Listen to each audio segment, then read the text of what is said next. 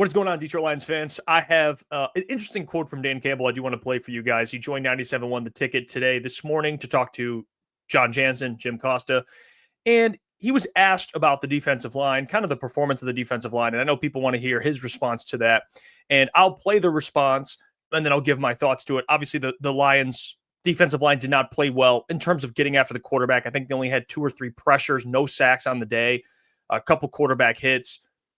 Dan Campbell was asked about it, and here's what he had to say. Let's take a listen. Again, this is Credit 97.1 The Ticket. He was able to pick up some of the blitzes that you guys did bring. I want to go back. A week ago, I asked you about Za'Darius, and you said that you were good with those guys. There's a lot of fans who are looking at it and going, can those guys win one-on-one consistently enough? What would you say to those fans who think it's a bigger deal than you've alluded to?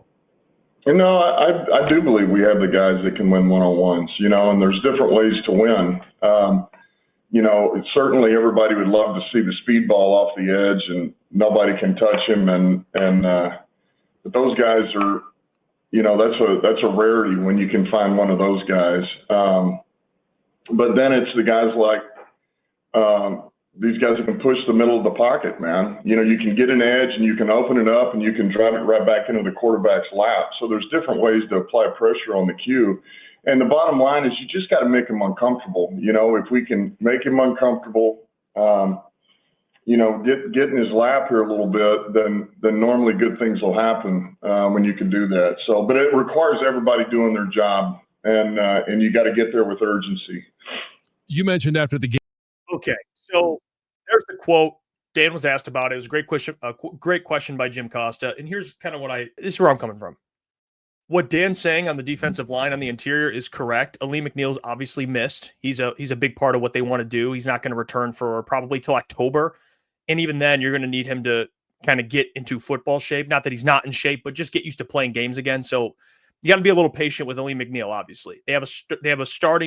Their starting 3 tech is a rookie in Tyleik Williams. So he needs time as well. DJ Reader didn't play his best game in terms of rushing the passer. It's not really his job. So, you're not really expecting that of DJ Reader. Here's the reality. They're a great run defense. They actually showed a lot of positive things against the Packers, which I've actually spoke about. And I said before the game, I expect them to, hold Josh Jacobs to about 3.5 yards a carry. They did just that. So I'm not worried about the run defense when it comes to the defensive line.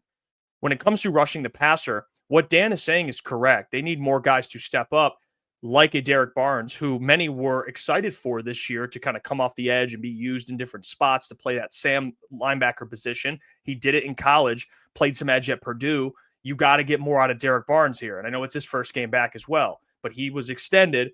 Expectations rise. So we need more out of Derek Barnes in that area. Aiden Hutchinson, I'm not going to fault too much for, although I get, comments all the time. Well, Jake Bates had more tackles than Aiden Hutchinson. And it's funny, but let's be real here, guys. Aiden's probably the player you're least worried about. He was great all training camp. He was dominating all training camp.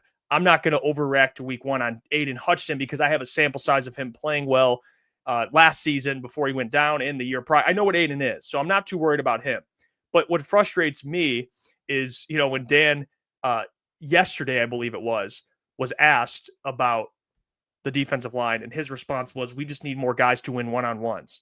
Now a word from our sponsor, Sleeper Picks, because you can participate and go over to Sleeper and try and win up to 1,000x your money. All you got to do is use the promo code CT Sports, and Sleeper will match your first deposit up to $100. You predict the hottest football stats like passing yards, receiving yards, touchdowns, interceptions. You just pick more or less than the predicted stats, and you have a chance to win. I have my picks for Chiefs, Eagles, rematch of the Super Bowl. I have more Saquon Barkley's rushing yards, more Juju Smith-Schuster's receiving yards, more A.J. Brown's receiving yards, and more Travis Kelce's receiving yards. You can either copy my picks or use your own picks. Again, use the promo code CT Sports, and Sleeper will match your first deposit up to $100. Shout out to Sleeper for always sponsoring the content. Now let's get back to the video. Because Aiden's going to get a lot of attention. But here's the problem, though, Dan. You say that, but you just allowed a guy to go to the Eagles who was 7th last year in pass rush win rate in Za'Darius Smith. So when you're measuring winning one-on-ones, he was very good at that, and you didn't re-sign him. Not you, Dan, but Brad Holmes. That's where fans are frustrated. It's like you're asking for guys to win more one-on-ones, but you didn't re-sign a guy who can win one-on-ones. Does that make, Does that not make any sense to anyone else? Like, that's where I think the big fumble is here. Like, yeah, do you want more out of Davenport? Absolutely. Do you want more out of DJ Reader, Tyleek Williams? Yes, absolutely. Do you hope, when Aleem McNeil gets back, he helps out? Absolutely. But when it comes to Dan's word, he's been pretty good at it, right? Dan will say something and usually it comes to fruition. So when he says something, typically I do give him the benefit of the doubt because a lot of what he says happens. But in this area, it's so hard to have faith because it's been a constant issue. It just has. You're not having, and it's funny because he started when he was talking to the defensive line, he started on the interior, and the last thing he mentioned was the other side of Hutch because he knows people are immediately going to bring up that defensive end 2 spot. And Davenport is a power guy, but so is Zadarius Smith. He's not a speedster. He's a power rusher, and he does it very well. And people are going to be watching the Eagles game this week and watching how Zadarius Smith's implemented and what he does because he was only signed for 1 year up to $9 million. So that's where people's mind goes. This defensive line has to get it together, and not just the 4, rushing 4, but when you rush 5, or you rush 6 or whatever you want to do, whatever Calvin wants to do, you got to get pressure. These linebackers have to help too. And you obviously have no one coming, no backup coming.